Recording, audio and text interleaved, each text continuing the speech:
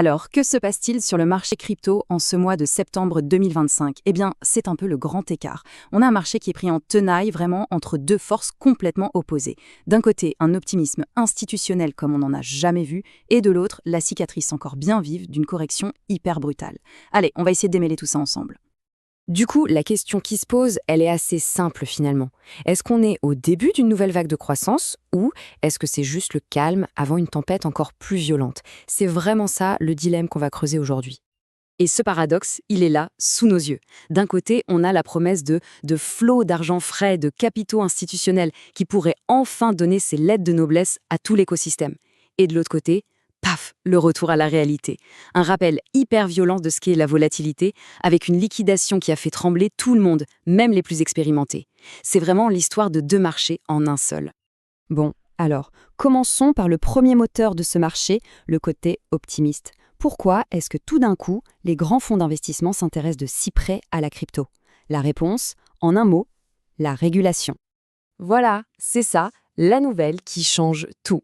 La SEC, vous savez, le gendarme de la bourse américaine, vient de simplifier les règles pour faire approuver des ETF crypto. Et ça, ce n'est pas un petit changement, c'est un virage à 180 degrés. Ça ouvre la porte en grand à des produits financiers pour le grand public, bien plus faciles d'accès pour l'investisseur lambda. Et ce qui est super intéressant, c'est que ça ne concerne plus seulement le Bitcoin. Non, maintenant on parle d'ETF pour des gros altcoins comme Ethereum, Solana ou encore XRP. Si ça passe, imaginez un peu, ça pourrait déclencher une vague d'investissement sur une partie bien plus large de l'écosystème. Mais comme je le disais, c'est une histoire à deux facettes. On a vu le côté pile, maintenant, passons au côté face. Et là, on parle d'un événement qui a été une véritable douche froide. Un rappel assez brutal des risques liés à la spéculation. Regardez ces chiffres.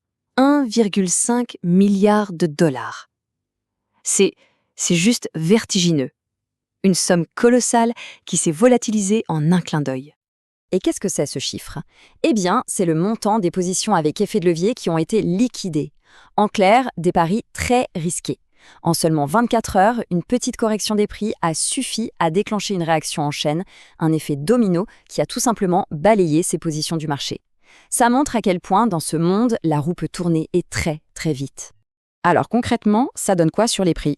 On a de nouveaux niveaux clés à surveiller de très près. Le Bitcoin qui se stabilise autour des 111 000 dollars et l'Ethereum qui est passé sous les 4 100. C'est ce que les analystes appellent une phase de consolidation. En gros, ce sont devenus des seuils psychologiques, des lignes de défense que le marché doit absolument tenir pour ne pas céder à la panique. Pendant que toute cette agitation se passe en surface, en coulisses, il y a une autre tendance, beaucoup moins bruyante, mais qui est peut-être encore plus importante. C'est la montée en puissance de ce qui est en train de devenir la véritable plomberie de l'écosystème, les stablecoins. Juste un petit rappel pour être sûr qu'on est tous sur la même longueur d'onde. Un stablecoin, c'est quoi? C'est une crypto dont la valeur ne bouge pas ou très peu parce qu'elle est collée à un actif stable comme le dollar américain. C'est vraiment le pont entre la finance classique et le monde des cryptos. Et croyez-moi, les poids lourds du secteur ne restent pas les bras croisés. D'un côté, on a Tether qui vise une valorisation folle de 500 milliards de dollars et qui lance même un stablecoin régulé aux États-Unis, et de l'autre, son grand rival, Circle, qui multiplie les partenariats pour que son USDC soit utilisé partout. Cette phrase résume tout, en fait. Les stablecoins, ce ne sont plus juste des jetons pratiques pour le trading. Non, ils sont en train de devenir la colonne vertébrale d'un nouveau type de finance. Un système hybride qui mélange le meilleur des deux mondes, la finance traditionnelle et les actifs numériques. Et tout ça, évidemment, nous amène à la question de fond peut-être la plus importante de toutes. Quel va être le rôle de la réglementation dans tout ça? Parce qu'une chose est sûre, les gouvernements mettent les bouchées doubles. D'ailleurs, l'annonce la plus récente et la plus marquante, c'est la création d'une task force commune entre le Royaume-Uni et les États-Unis. Leur but, harmoniser les règles du jeu. Ça pourrait enfin amener de la clarté, c'est certain, mais ça pourrait aussi vouloir dire plus de contraintes.